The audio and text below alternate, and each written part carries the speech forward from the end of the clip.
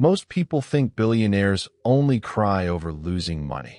But in one tall glass building, a group of billionaires sat in silence, with tears running down their faces because of a secret kept by an old janitor. What did a man with a mop know about life that the richest people in the room did not? Years before that day, a young man named Ethan rushed into that same building for his first day at work. He was 23, full of dreams, and more hungry for success than for food. He had one goal in his mind: become rich, no matter what. He had watched interviews of the billionaires who owned that company. He knew their names, their cars, their houses, their stories. He wanted to be like them.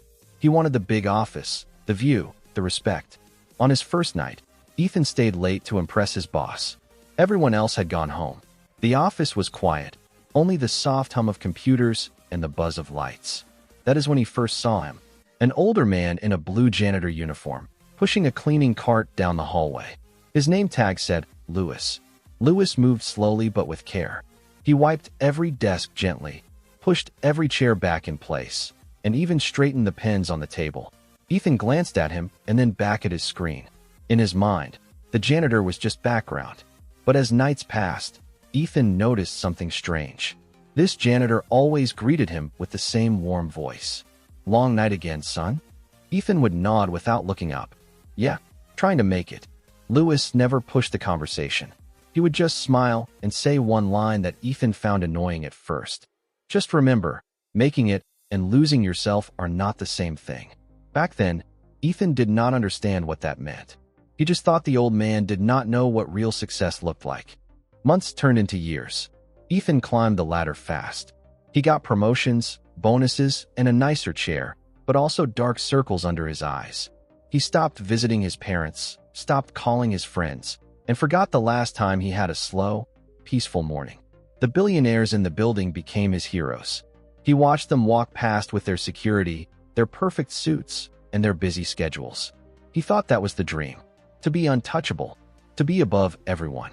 One night, after a brutal meeting, Ethan sat alone at his desk. His boss had told him his work was not good enough. A deal he worked on for months had fallen apart. He felt small, angry, tired. Lewis walked by and noticed his face. "Tough day?" he asked. Ethan snapped. "What would you know about it? You clean floors. I am trying to build a life here." The words came out sharper than he planned, but he did not take them back. Lewis stood there for a second, hurt in his eyes, but he only nodded. "You are right, son. I do clean floors. I also watch a lot of people build lives and break them at the same time." Ethan rolled his eyes. "Look, I do not have time for this. I have real problems." Lewis gave him one last look, then quietly went back to his work. After that night, Ethan noticed something. Lewis still greeted him, still smiled, still did his job with care. But there was a distance now, and for some reason, that bothered Ethan more than he wanted to admit. Then, one Monday morning, everyone got an email. It said, "Mandatory gathering in the main auditorium at 5 p.m. to honor Mr. Lewis Carter." Ethan frowned. Honor the janitor? And why did the email come from the personal assistant of the founder, one of the main billionaires of the company? Something did not add up. At 5 p.m., the auditorium was full. Top managers, assistants, security, even some of the billionaires sat in the front row. A large picture of Lewis in his blue uniform stood on the stage, surrounded by white flowers. Ethan's heart dropped. He leaned over to the person next to him and whispered, "Did he retire or something?" The answer hit him like a punch. "No, he passed away last week. He had a heart condition." Suddenly, Ethan's rude words from that night came rushing back. His chest felt tight. The founder of the company, an older billionaire everyone respected, walked up to the microphone. His voice was softer than usual. "Most of you knew Lewis as the janitor, the man who cleaned your office, emptied your trash, and stayed long after you went home." He paused, took a breath. "What many of you did not know is that I met Lewis 35 years ago, when I was not a billionaire, not even a millionaire. I was a broke young man cleaning these same floors with him, dreaming of a better life." The room went silent. The billionaire continued. "When my first business failed, I wanted to give up. Lewis was the one who told me, 'You can lose money and still be rich if you do not lose your heart.' He shared his lunch with me when I could not afford my own. He gave me a place to sleep when my apartment was taken away. The billionaire's voice cracked. When the company finally made it, I offered Lewis a high position. He refused. He told me, "Let me keep doing what I do best. I know these halls. I see people when no one else is watching them. Let me help them quietly." Then he revealed the secret. For years, Lewis has been using most of his salary, plus a small share of stocks I gave him, to create an anonymous fund. This fund paid the medical bills of employees who could not afford treatment. It paid for scholarships for the children of our security guards and cleaners. It even helped some of you when you were drowning in debt and did not know who saved. After the ceremony, people did not rush out like they usually did. They stayed. They hugged. They shared stories about Lewis. A security guard talked about how his mother's surgery was paid by an unknown donor. A cleaner said her daughter went to college because of a scholarship she never knew who funded. Little by little, the room filled with proof of one janitor's quiet greatness. Ethan walked slowly to the front, stood in front of Lewis's picture, and whispered, "I am sorry. I thought you had nothing to teach me, but you were the richest man here." On his way out, Ethan passed the founder, who was still sitting, lost in thought.